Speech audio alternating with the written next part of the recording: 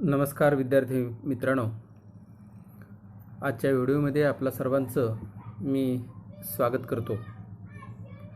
मागच्या व्हिडिओमध्ये आपण इयत्ता 10वी विज्ञान व तंत्रज्ञान भाग 2 यातलं चौथं प्रकरण पर्यावरणीय व्यवस्थापन आपण सुरू केलं होतं आणि त्यामध्ये पहिले 2 मुद्दे आपण शिकलो। परिसंस्था म्हणजे काय, तिचं पुनरावलोकन आणि परिसंस्था आणि पर्यावरण यांचा संबंध काय। तर आपण पाहिलं, पर्यावरण म्हणजे सजीवाच्या सभोवतालची परिस्थिती, की ज्या परिस्थितीमध्ये सजीव निर्जीव, काही नैसर्गिक काही मानवनिर्मित सर्व घटकांचा समावेश त्याच्यामध्ये असतो आणि या सर्व घटक एकमेकांच्या वरती आंतरक्रिया करीत असतात। आजच्या तासाला आपण बघणार आहोत पर्यावरण संवर्धन। पर्यावरण संवर्धन म्हणजे काय, तर आपल्या सभोवतालचं हे जे पर्यावरण आहे, ही जी जीवसृष्टी आहे की ज्याच्यामध्ये सर्व घटकांचा समावेश आहे, ती संरक्षित करणे, तिची जपणूक करणे किंवा ती प्रदूषणमुक्त अशी ठेवणे। तर पर्यावरणीय संवर्धनामध्ये सुरुवातीला आपल्याला 3 प्रश्न विचारलेले आहेत। आपण थोडक्यात त्या प्रश्नांचा मागोवा घेऊया।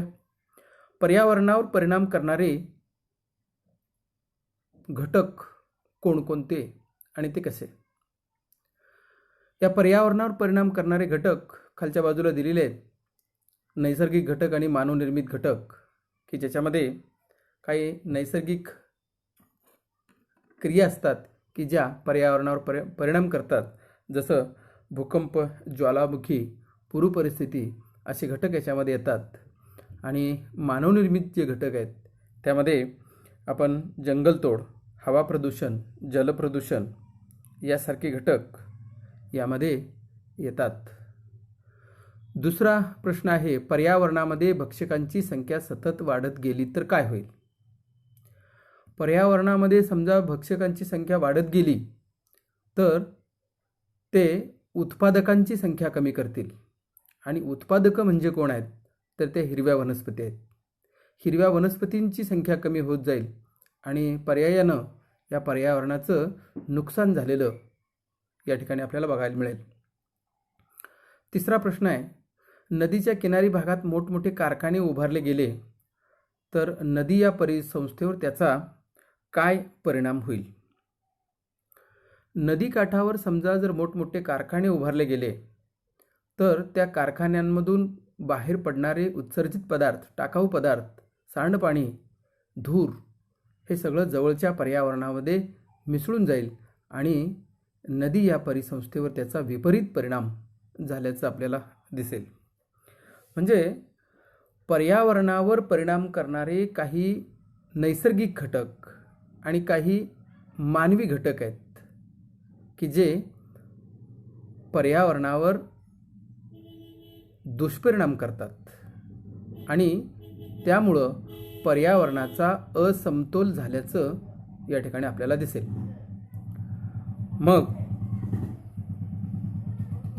या असमतोलामुळं त्या घटकांच्याच मुख्य तत्वे, जैविक घटकांच्या अस्तित्वावर त्याचा परिणाम होतो। म्हणजेच जीवसृष्टी जी आहे, जे जैविक घटक आहेत, त्या जैविक घटकांच्या अस्तित्वावर त्याचा परिणाम आपल्याला झाल्याचं दिसेल। या ठिकाणी खाली निरीक्षण करा आणि माहिती भरा अशा पद्धतीचा एक तक्ता आहे की ज्या तक्त्याचा आत्ताच आपण विचार केला। पर्यावरणावर परिणाम करणारे 2 घटक आहेत, नैसर्गिक घटक आणि मानवनिर्मित घटक। त्यात एक एक घटक दिलेला आहे, तुम्ही बाकीचे घटक त्याच्यामध्ये तुमच्या मनाने लिहू शकता। त्याचबरोबर त्याच्या बाजूला महात्मा गांधींचे एक अतिशय सुंदर वाक्य आहे। ते वाक्य असं आहे, प्रत्येकाची गरज पूर्ण करण्यास पृथ्वी समर्थ आहे, पण कोणाचीही हाव पूर्ण करण्यास नाही। म्हणजे काय, या पृथ्वी तलावर, या निसर्गामध्ये, या पर्यावरणामध्ये जो काही सजीव निर्जीव घटक आहे, त्या सजीव निर्जीव घटकाची प्रत्येकाची गरज पूर्ण करण्याची क्षमता ही या पृथ्वीमध्ये आहे. पण कुणाचीही हाव पूर्ण करण्याची नाही. म्हणजे काय, तर जेवढं गरजेचं आहे तेवढं द्यायला पृथ्वी सक्षम आहे. पण गरजेपेक्षा जास्त जर कोणाला पाहिजे असेल तर ते मात्र पूर्ण पृथ्वी करू शकणार नाही. अशा पद्धतीचं हे वाक्य आहे. जर आज पृथ्वीवर आपण बघितलं, नैसर्गिक आणि मानवनिर्मित घटक हे पर्यावरणावर परिणाम करतात असं आत्ता आपण पाहिलं. आणि त्याचा परिणाम म्हणून अनेक पर्यावरणीय समस्या निर्माण होतात. त्यातलीच मुख्य एक समस्या म्हणजे पर्यावरण प्रदूषण. साधारणपणे कोणत्याही वस्तूचं किंवा एखाद्या पदार्थाचं दूषितीकरण म्हणजे प्रदूषण होय.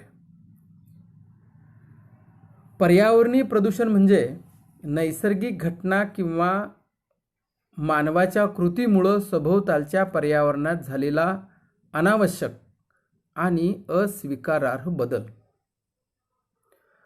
म्हणजे हवा, पाणी, जमीन इत्यादींच्या भौतिक, रासायनिक आणि जैविक गुणधर्मामध्ये, तसेच मानव आणि इतर सजीव यांना घातक ठरतील असे प्रत्यक्ष तसेच अप्रत्यक्ष बदल घडून येणे, याला पर्यावरण प्रदूषण असं म्हणतात.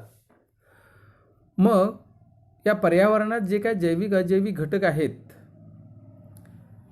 त्या घटकांमध्ये प्रदूषणामुळे बदल होतो. त्याची कारणं काय आहेत, तर साधारणपणे आपण बघितलं काही मानवी कृती आहेत की ज्या कृतींमुळं निसर्गावर त्याचा वाईट परिणाम होतो. मग मानवी लोकसंख्येचा विस्फोट, वेगानं होत असलेलं औद्योगिकरण, नैसर्गिक संसाधनांचा अनिर्बंध असा वापर, जंगलतोड, अनियोजित नागरीकरण, अशी जी विविध कारणं आहेत, त्या कारणातून पर्यावरणाचं प्रदूषण हे घडतं. मग हे प्रदूषण घडतं म्हणजे नक्की काय, पर्यावरण प्रदूषण याचे प्रकार कोणते, असा एक प्रश्न पुढं या ठिकाणी दिलेला आहे आपल्याला. प्रदूषणाचे प्रकार कोणते. मग प्रदूषणाचे वेगवेगळे प्रकार इयत्ता 9वीमध्ये आपण पाहिलेले आहेत. त्यामध्ये हवा प्रदूषण, जलप्रदूषण, भूप्रदूषण,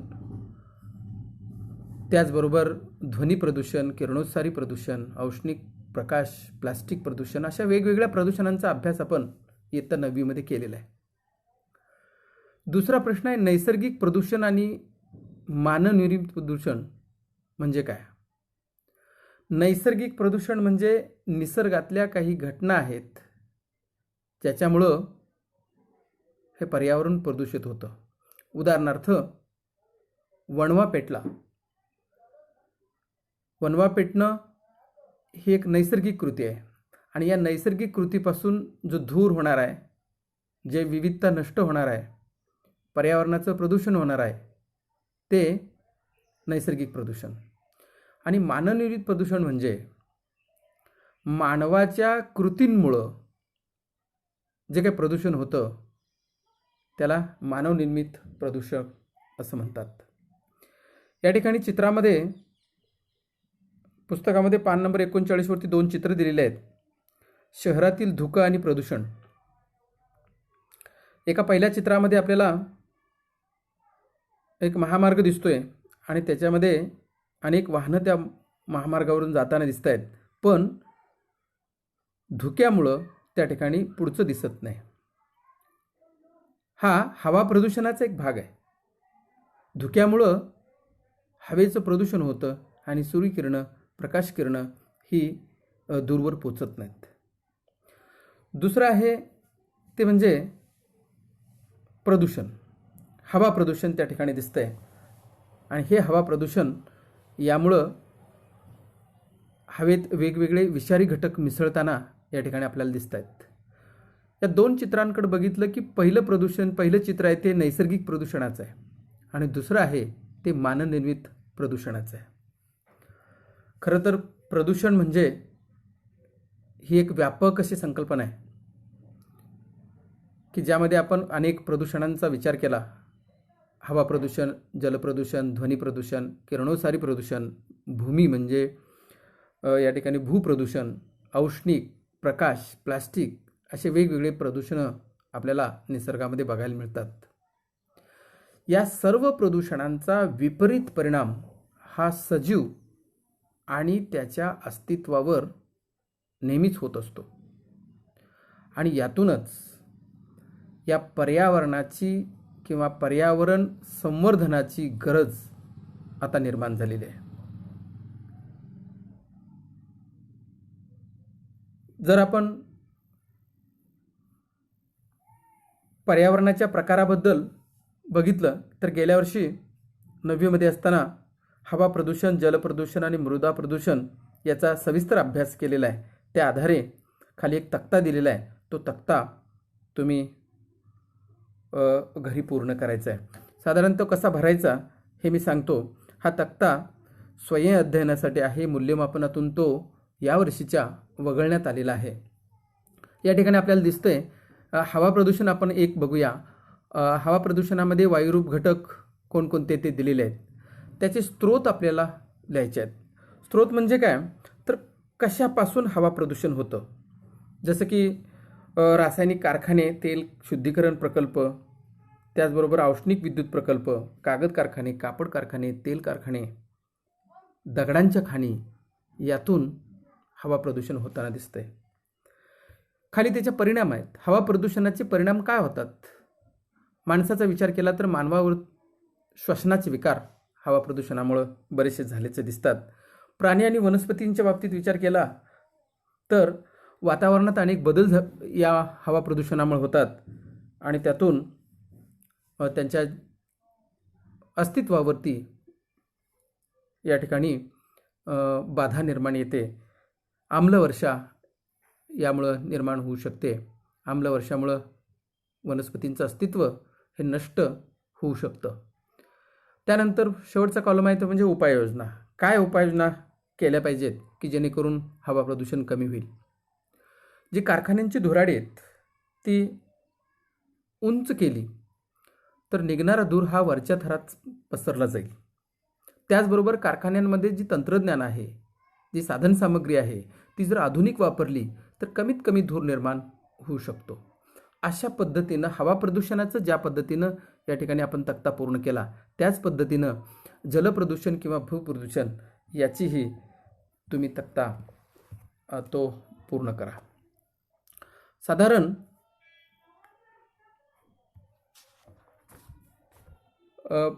पुढं आपण बघितलं तर तुम्हाला माहीत आहे का, हा एक ब्लॉक आहे की जे हा सुद्धा अवांतर वाचनासाठी आहे. मूल्यमापनातून हाही वगळण्यात आलेला आहे.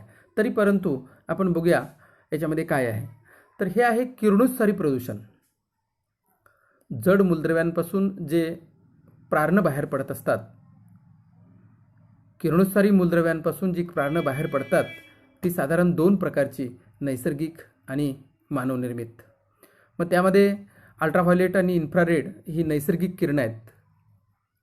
नैसर्गिक प्रकारामध्ये ती मोडतात आणि एक्सरे किंवा अणुभट्ट्यातून जे किरणोत्सार बाहेर पडतो तो मानवनिर्मित समजला जातो. यांच्यामुळं अनेक दुर्घटना आत्तापर्यंत घडलेल्या आहेत.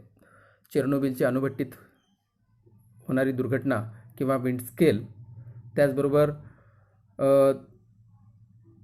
3 माईल आयलँड अशा अनेक दुर्घटना त्याच्यामध्ये घडलेल्या आहेत आणि त्यातून या दुर्घटनेतून हजारो व्यक्ती दीर्घकाळ प्रभावित झालेले आहेत. अशा पद्धतीचा हा किरणोत्सारी प्रदूषण. याचा मानवी जीवनावर काय परिणाम होतो तर साधारण एक्सरेचा विचार केला तर त्याच्यामुळं कॅन्सरकाली अल्सर निर्माण होतो. त्यानंतर शरीरातील ऊतींचा नाश होतो. जनुकीय बदल घडून येतात. दृष्टीवर वाईट परिणाम होतो. अशा पद्धतीनं किरणोत्सारी प्रदूषकं ही मानवावर आणि त्याचबरोबर एकूणच सजीवसृष्टीवरती विपरीत परिणाम, घातक परिणाम करताना आपल्याला दिसून येत आहेत. त्यानंतर पुढचा मुद्दा आपला आहे तो म्हणजे पर्यावरण संवर्धनाची गरज, नीड ऑफ एन्व्हायरमेंटल कॉन्झर्वेशन. पर्यावरण संवर्धन करण्याची का गरज आलेली आहे? तर या पर्यावरण संवर्धनासंबंधीचे कायदे हे सर्वसामान्यांना माहीत नसतात. पर्यावरण संवर्धनामध्ये लोकांचा मोठ्या प्रमाणावर सहभाग हा असला पाहिजे. पर्यावरण संरक्षण आणि संवर्धन ही एक प्रभावी लोकचळवळ झाली तरच पर्यावरणीय समस्यांना उत्तरं ही मिळू शकतात. आणि त्याकरता काय करायला पाहिजे?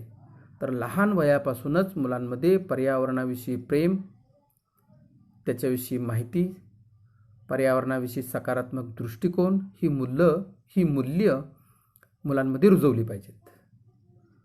तरच उद्याची पिढी ही पर्यावरणाचे संरक्षण आणि संवर्धन करणारी असेल. अर्थातच हे सगळं करायचं म्हटलं तर शिक्षणाच्या माध्यमातूनच त्यांची जनजागृती व्हायला पाहिजे. आज संपूर्ण जगाचा विचार केला तर जगातील सर्व विकसित, विकसनशील आणि अविकसित देश यांनी पर्यावरणाच्या रक्षणाची जबाबदारी स्वीकारलेली आहे. त्याच्या दृष्टीनं त्यांचे प्रयत्नही चालू आहेत. या देशांनी पर्यावरण रक्षणाची आपली धोरणं ही निश्चित केलेली आहेत आणि त्यासाठी आवश्यक कायदेसुद्धा प्रत्येक देशामध्ये बनवलेले आहेत. ते कायदे कोणकोणते आहेत आपण पुढच्या मुद्द्यामध्ये बघणारच आहे. त्या अगोदर बाजूला इतिहासात डोकावताना नावाचा एक ब्लॉग आहे की ज्याच्यामध्ये 1985 साली पर्यावरण विभागाची स्थापना करण्यात आलेली आहे. या संबंधीची माहिती आहे. अवांतर वाचनात तुम्ही ते वाचन करायचं आहे. मूल्यमापनातून हाही भाग वगळण्यात आलेला आहे.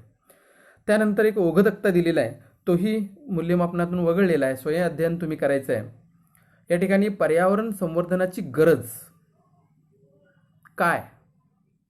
2 कारणं दिलेली आहेत. उदाहरणार्थ निसर्गाचा समतोल टिकवण्यासाठी आज पर्यावरण संवर्धनाची गरज आहे. नैसर्गिक मानवनिर्मित समस्या सोडवायची असतील तर पर्यावरण संवर्धनाची गरज आहे. अशा पद्धतीची आणखी 4 कारणं तुम्ही लिहायची आहेत. उदाहरणार्थ जैवविविधतेचं संरक्षण आणि संवर्धन करायचं असेल तर पर्यावरण संवर्धनाची गरज आहे. स्वच्छ आणि प्रदूषणमुक्त हवा, पाणी आणि जमीन आपल्याला मिळवायची असेल तर पर्यावरण संवर्धनाची गरज आहे. अशा पद्धतीनं आणखी 2 कारणं तुम्ही शोधा आणि हा तक्ता पूर्ण करा. पर्यावरण संवर्धन करणं ही आपली एक मानव म्हणून सामाजिक अशी जबाबदारी आहे. कशी ते बघूया. पर्यावरण आणि मानव यांचा संबंध माणसाच्या अस्तित्वापासूनच आहे. पृथ्वीवर माणसाचं पाऊल तिच्या निर्मितीच्या बराच कालावधीनंतर पडलं. म्हणजे पृथ्वी अगोदर अस्तित्वात आलेली आहे. मानवानं पृथ्वीवर वावरत असताना आपली बुद्धिमत्ता, स्मरणशक्ती, कल्पनाशक्ती या गुणांच्या आधारावर इतर सजीवांच्या पेक्षा आपलं स्थान महत्त्वाचं ठरवलं. बुद्धीच्या जोरावर माणसाने हे सगळं केलेलं आहे. आपल्या बुद्धीच्या जोरावर त्यानं निसर्गावर प्रभुत्व तर मिळवलंच, पण निसर्गामध्ये असणारी जी साधन संपत्ती आहे तिचा पुरेपूर फायदा घेतला. सुखी आणि समृद्ध जीवन जगण्यासाठी किंवा सुखी आणि समृद्ध जीवन जगण्याच्या प्रयत्नात माणसानं निसर्गाची जी साधन संपत्ती आहे ती जेवढी ओरबाडून घेता येईल तेवढी घेतली आणि या प्रक्रियेमध्ये पर्यावरणाची हानी होण्याला सुरुवात झाली.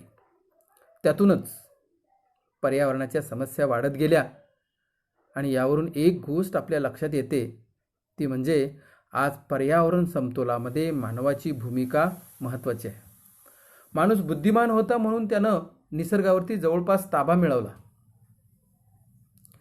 आणि त्याचा फायदा घेता घेता निसर्गाचा समतोल माणसानं बिघडवून टाकला. जर पर्यावरणाचा समतोल बिघडवण्याचं काम मानवानं केलं असेल तर त्याचं रक्षण आणि संरक्षण करण्याचं काम सुद्धा मानवच करू शकतो. बऱ्याचदा अशा काही कृती असतात की ज्या पर्यावरणाला घातक असतात, की ज्या सर्वसामान्य लोकांना माहीत नसतात. अजाणतेपणानं त्या काही कृती घडत असतात. म्हणून या पर्यावरणाचं संवर्धन करणं हे एक मानव म्हणून आपली सामाजिक जबाबदारी आहे. पुढे एक प्रश्न आहे, फुलपाखरं पर्यावरण संतुलनामध्ये काय काम करतात? फुलपाखरं आणि पर्यावरण संतुलन काय संबंध असावा? तर फुलपाखरं ही पर्यावरणातून फिरत असताना आपल्याला माहिती आहे, एका फुलावरून दुसऱ्या फुलावर, दुसऱ्या फुलावरून तिसऱ्या फुलावरती फिरत असतात, तेव्हा ते परागीकरणाची प्रक्रिया करत असतात, परागीभवन करत असतात आणि त्यातून एकूणच प्रजननाची गती वाढते आणि हिरव्या वनस्पतींमध्ये वाढ ही व्हायला त्यांच्यामुळं मदत होते.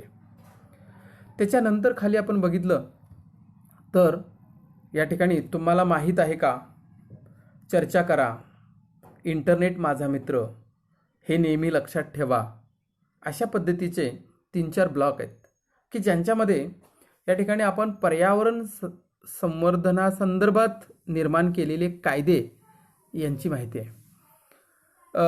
वन संरक्षण कायदा 1980, पर्यावरण संरक्षण कायदा 1986, त्याचबरोबर चिपको आंदोलन, वन्यजीव संरक्षण कायदा 1972, त्यानंतर ध्वनी प्रदूषण नियम आणि नियंत्रण 2000, जैववैद्यकीय कचरा व्यवस्थापन आणि हाताळणी नियम 1998, ई कचरा व्यवस्थापन आणि हाताळणी नियम 2011, अशा पद्धतीचे काही कायदे आणि नियम या तक्त्यांमध्ये दिलेले आहेत. हा सगळा भाग तुम्ही अवांतर वाचन म्हणून करायचा आहे. मूल्यमापनातून हा भाग वगळलेला आहे, पण तरीसुद्धा तुमच्या ज्ञानात भर पडावी म्हणून तुम्ही हे सगळे कायदे वाचावेत. या ठिकाणी शेवटचा जो हे नेहमी लक्षात ठेवा, वन्यजीव संरक्षण कायदा 1972 नुसार आपण काय केलं पाहिजे या संदर्भात कलम 49अ, 49ब, 49क अशी काही कलमं आहेत या कायद्यातली, त्याची माहिती तुम्हाला होणं गरजेचं आहे. म्हणून तेही तुम्ही वाचन करून ठेवा. आणि त्यानंतर एक लहान माणसाची मोठी गोष्ट आपण बघायची आहे, म्हणजे एक माणूस काय करू शकतो याचं एक उत्तम उदाहरण या ठिकाणी आपल्याला दिलेलं आहे. इथं समोर जे चित्र दिसतंय त्यामध्ये एक फोटो आहे आणि तो फोटो आहे जाधव मोलाई पयांग नावाच्या एका कर्तबगार माणसाचा. आसाम राज्यामध्ये असणाऱ्या आदिवासी भटक्या जमातीमध्ये त्यांचा जन्म झालेला आहे. 1963ला जन्मलेल्या मोलाई जाधव वयाच्या 16व्या वर्षापासूनच जंगल कामगार म्हणून काम करीत होते. गावाजवळून वाहणाऱ्या ब्रह्मपुत्रा नदीला महापूर आल्यामुळे तेथील असंख्य साप मृत्युमुखी पडले. यावर उपाययोजना म्हणून त्यांनी प्रथम बांबूची केवळ 20 रोपटी लावली. त्यानंतर सन 1979 मध्ये सामाजिक वनीकरण विभागाने त्या भागातील 200 हेक्टरवर वनीकरणाचा प्रकल्प सुरू केला होता. याची देखभाल करणारे मोलाई हे सुद्धा इतर जंगल कामगारांसोबत काम करीत होते. ही योजना थांबल्यानंतर सुद्धा मोलाईंचं कार्य तसंच सुरू राहिलं.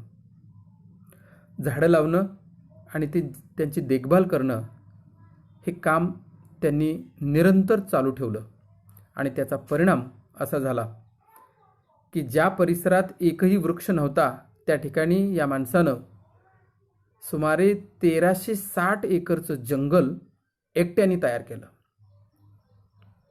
असा हा मोठा माणूस. आज आसाममध्ये जोरहाट येथील कोकिलामुख येथे हे जंगल मोलाईंच्या 30 वर्षाच्या अथक प्रयत्नातून निर्माण झालेलं आहे. या अतुलनीय कामगिरीबद्दल त्यांना भारत सरकारकडून पद्मश्री या प्रतिष्ठेच्या किताबानं सन्मानित करण्यात आलेलं आहे. आज या जंगलाला मोलाई जंगल म्हणून ओळखलं जातं. अनेक माणसं मिळून अख्खं जंगल नष्ट करतात, पण एका माणसानं मात्र मनात आणलं तर त्याला अख्खं जंगल निर्माण करता येतं आणि हे दाखवून दिलेलं आहे जाधव मोलाई यांनी. तर अशा ठिकाणी अशा प्रकारे या ठिकाणी आपण थांबूया. पुढील व्हिडिओमध्ये आपण पर्यावरण संवर्धन आणि जैवविविधता हा पुढचा मुद्दा बघणार आहोत.